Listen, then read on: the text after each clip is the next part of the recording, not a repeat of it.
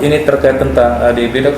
Ya. Di Bali sendiri bagaimana melihat kasus TB sebenarnya kalau rumah sakit Promurah menangani? Dalam bulan terakhir memang ada peningkatan kasus. Ya, jadi mulai bulan November, mulai ada akhir November, Desember, Januari kasusnya mulai meningkat, dan sekarang masih tetap kita dapatkan kasus-kasus dengue di RSUP. Ya. Kemudian penanganan apa yang bisa dilakukan dengan peningkatan kasus? Penanganan DB itu sebenarnya tidak ada suatu yang boleh dibilang yang spesifik, tidak ada antivirus. Penanganan itu kita berikan penanganan suportif. Ya, penanganan suportif dengan memberikan terapi cairan. Jadi penanganan dengue itu terapi suportif. Yang penting poinnya adalah bagaimana kita mencegah sehingga tidak terjadi komplikasi. Ya. Jadi terkait dengan penanganan, kita kembali ke RSUP Promurah ini sebagai pusat rujukan. Ya, pusat rujukan tentu kita menangani kasus-kasus infeksi dengue yang berat, yang komplikasi itu sebenarnya sasaran dari RSUP karena kita pusat rujukan. Karena kasus dengue yang ringan, yang uncomplicated itu bisa ditangani di level layanan primer ataupun di tingkat RSUD. Ya, jadi terapi suportif, pengawasan, monitoring bisa dilakukan di layanan primer. Kalau kita di RSUP Promurah itu idealnya kita menangani infeksi dengue yang complicated, yang dengan yang berat. Jadi seperti itu. Tidak ada terapi spesifik bagaimana kita mengawasi infeksi dengue itu sehingga tidak terjadi komplikasi. Kalau dari ciri-ciri berat dan tidaknya itu bisa dilihat dari mana? Ya. Infeksi dengue yang complicated atau severe dengue itu ada 3. Yang pertama, bila terjadi perdarahan yang signifikan, bisa terjadi akibat komplikasinya, terutama komplikasi pada shock yang severe tadi, komplikasi pada bleeding atau komplikasi pada organ yang berat. Ya, itu yang terjadi. Walaupun sebenarnya kematian pada infeksi dengue itu bisa dicegah selama kita bisa mengenali namanya warning sign. Warning sign ini poin yang ingin saya jelaskan juga kepada awam. Bagaimana kita mengenali warning sign? Warning sign itu adalah tanda bahwa terjadi perburukan yang harus segera mendapatkan pertolongan. Ya, adapun beberapa warning sign yang bisa kita pakai. Yang pertama, bila ada perdarahan itu tadi. Kalau ada perdarahan mukosa itu maksudnya perdarahan hidung, perdarahan gusi, berak hitam, muntah darah, jangan ditunggu, itu harus segera pertolongan. Yang kedua, ada muntah yang terus-menerus, persistent vomiting namanya. Jadi kalau muntah terus-menerus itu tandanya warning akan terjadi perburukan, harus segera. Nyeri ulu hati yang hebat, ya, nyeri ulu hatinya hebat sekali, ya. Kemudian tangan kaki dingin disertai dengan produksi urin yang menurun.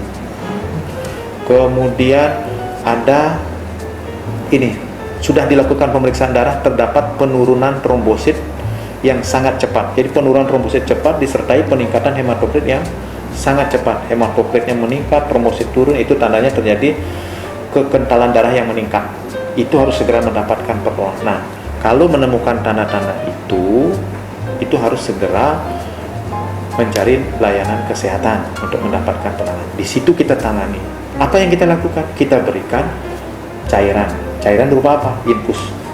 Jadi infus nanti yang diberikan cairan ringan laktat, NaCl, itu sebenarnya yang utama, sehingga kita akan memberikan cairan sehingga volume intravaskuler pembuluh darahnya tetap terisi cairan. Karena bahaya pada DB itu adalah cairan di dalam intravaskuler pembuluh darah itu keluar dia akibat proses penyakit DB itu yang menyebabkan cairan keluar, kolaps pembuluh darah, shock ya.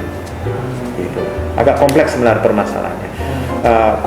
Patogenesis, jadi perjalanannya, tetapi intinya bagi awam adalah cepat mengenali warning sign dan segera mencari layanan kesehatan yang terdekat sehingga nanti akan dilakukan pemantauan. Perjalanan infeksi dengue itu ada 3 ya yang perlu diketahui oleh awam. Yang pertama adalah ada 3 fase. Pertama disebut fase febril. Fase febril itu fase demam. Ini berlangsung 1 sampai hari ke-3. Makanya infeksi DB itu menghitung hari. Kayak lagunya Krisdayanti itu kan ada menghitung hari ya. Hitung harinya, makanya kita kalau ketemu pasien DB kan bertanya, kapan mulai demam? Itu kan kita tanya pertama, karena itu menentukan. Pada hari pertama sampai hari ketiga itu namanya fase febril.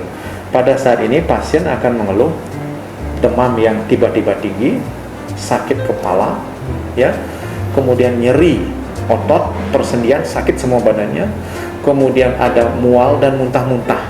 Itu tandanya. Pada hari pertama sampai hari ketiga fase febril ini. Fase ini sebenarnya tidak berbahaya boleh saya bilang. Pada fase febril ini cuma bahayanya bisa terjadi dehidrasi, kurang cairan, makanya harus minum banyak. Kita cek darah di sini. Ada tanda awal untuk mengenali dengue dengan NS1 itu kita cek di sini dia positif bisa. Bisa kita pastikan ini DB karena tanda-tanda tadi yang saya bilang itu bisa juga terjadi pada penyakit yang lain.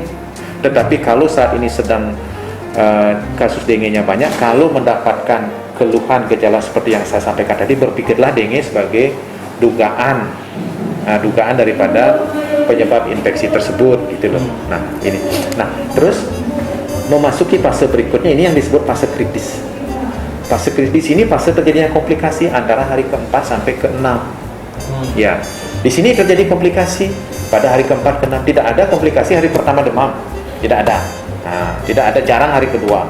Yang saya dapatkan kasus hari ketiga kadang pernah saya dapatkan gitu. Makanya kita benar-benar hari ke-4 sampai ke-6 ini terjadi komplikasi, yaitu bisa terjadi shock, tekanan darah turun, nadi turun, bisa kematian kalau tidak ditangani, bisa perdarahan yang hebat atau komplikasi pada organ. Bagaimana kita tahu dia masuk fase kritis? Warning sign tadi itu, warning sign pada fase febril itu. Kalau pada fase febril terjadi muntahnya terus-menerus, sudah mulai perdarahan, itu artinya akan masuk fase kritis. Segeralah ke layanan kesehatan untuk mendapatkan penanganan. Jadi pada fase kritis ini akan dilakukan pemberian cairan terapi suportif, monitoring dan observasi yang ketat. Diobservasi berapa kurang cairan masukkan lagi sampai akhirnya memasuki fase ketiga yang disebut fase recovery atau fase penyembuhan. Setelah hari ke-7 tadi dia membaik, trombositnya naik, hematokrit turun dan sembuh ya. Jadi perjalanannya seminggu. Perjalanan infeksi dengue, tidak ada infeksi dengue berlarut-larut 2 minggu, tidak ada, karena namanya infeksi yang akut 1 minggu aja. Cuma kita harus tahu fase kritisnya di mana si pasien tersebut. Hari ke-4 ke-6 itu ada tanda yang kita bisa kenali. Apa yang kita lakukan kalau terdapat fase? Cairan diberikan. Dan terapi yang lain terapi simptomatik, tidak ada antivirus, tidak ada antibiotik, tidak perlu. Jadi yang paling penting adalah pemberian cairan, infusnya yang penting. Kalaupun ada keluhan demam, masih nyeri, bisa kita berikan hanya paracetamol misalnya. Obat lain tidak diperlukan. Ya. Jadi seperti ini. Yang kedua ini terkait tentang itu kan bagaimana penanganan sampai bagaimana TB itu bisa muncul kemudian. Sekarang mungkin terkait masyarakat awam yang mungkin bagaimana melakukan pencegahannya sebenarnya. Ya, kalau pencegahan, kalau kita bicara pencegahan kita harus tahu dulu metode transmisi cara penularannya. Ya, infeksi dengue ini disebabkan oleh virus. Ya, virus dengue namanya. Ya, arbovirus ya. Nah, virus ini ditularkan melalui vektor. Vektornya adalah nyamuk. Ya, nyamuknya adalah itu Aedes aegypti, Aedes albopictus. Itu nyamuk yang bisa menularkan. Jadi si nyamuk ini yang mengandung virus, dia akan menggigit si human manusia itu, maka dia akan terinfeksi virus tersebut. Ya, masuknya virus melalui gigitan nyamuk. Jadi pada saat nyamuk menggigit itu ada air liurnya itu ikut masuk. Air liur itu mengandung virus gitu loh. Masuklah dia. Ada namanya masa inkubasi. Masa dari masuknya virus itu sampai timbul gejala klinis. Pada infeksi dengue itu sekitar 4 sampai 9 hari, jadi rata-rata 7 hari. Kalau sekarang Bapak digigit nyamuk yang mengandung virus, maka muncul gejalanya lagi seminggu. Ya. Dan penularannya dari satu orang ke orang lain melalui gigitan nyamuk tersebut. Misalnya satu orang terinfeksi virus. Jadi pada saat ada virus itu, pada fase awal pada fase febris itu orang demam, menggigil, dia digigit anjing. Kok digigit anjing? Digigit nyamuk. Saya ngomongnya ke rabies juga. Banyak soalnya. Dia digigit nyamuk, kemudian nyamuk itu mengandung virus. Ya toh, dia gigit orang lain kena dia. Gitu. Makanya kenapa DBD itu sering pada satu keluarga. Kan sering, coba lihat di ruangan. Oh, bapaknya kena, ibunya kena, ini kena. Atau satu kantor. Kalau di kantor itu ada nyamuk, dia gigit satu orang, oh semua kena DBD. Kenapa? penyakit infeksi seperti ini bisa melompok itu karena penularan melalui vektor yang ada di situ, gitu loh. Ya, jadi seperti itu. Pencegahannya ya tentunya dengan mencegah jangan digigit nyamuk. Itu aja simpel kan? Jangan sampai digigit nyamuk. Gimana caranya? Mungkin ya apakah dengan mungkin orang dinas kesehatan lebih banyak bicara itu. Kalau saya di rumah sakit lebih banyak bicara mengobati ya. Boleh aja saya harus tahu juga tentang bagaimana pencegahan menyampaikan. Jadi mencegah jangan sampai digigit nyamuk, apakah dengan 3M, 4M, 5M, itu mungkin detailnya nanti dari dinas yang akan memberikan. Intinya jangan sampai digigit nyamuk atau abate, membunuh nyamuk dan lain-lain itu silakan. Untuk vaksinnya ada? Vaksin ada. Ya, vaksin dengue itu ada. Nah, sekarang vaksin dengue sebenarnya sudah ada dari beberapa tahun yang lalu. Ya, sudah ada. Sudah melalui berbagai uji klinis. Dan sekarang tahun ini akan di-launching juga vaksin lagi, vaksin dengue yang bisa diberikan dari umur 15 sampai umur 9 sampai 45 tahun. Dari anak-anak dan sampai dewasa bisa diberikan, itu sudah diujikan, itu akan diberikan, dan memang berdasarkan penelitian tersebut memang efektivitasnya baik ya. Jadi ke depan kita akan mulai menyampaikan bahwa infeksi dengue itu ada vaksinnya dan perlu dilakukan vaksinasi untuk mencegah, pertama mencegah infeksi dengue, yang kedua mencegah jangan terjadi sampai terjadi infeksi dengue dengan komplikasi. Itu sudah bukti-bukti atau evidence-nya sudah ada. Vaksinasi udah jalan di Sanglah atau? Oh, belum. Penelitiannya di sini. Ya, penelitian dengue-nya itu di sini, di pediatri, teman-teman kita dari pediatri yang melakukan. Berarti tinggal nunggu nanti. Iya.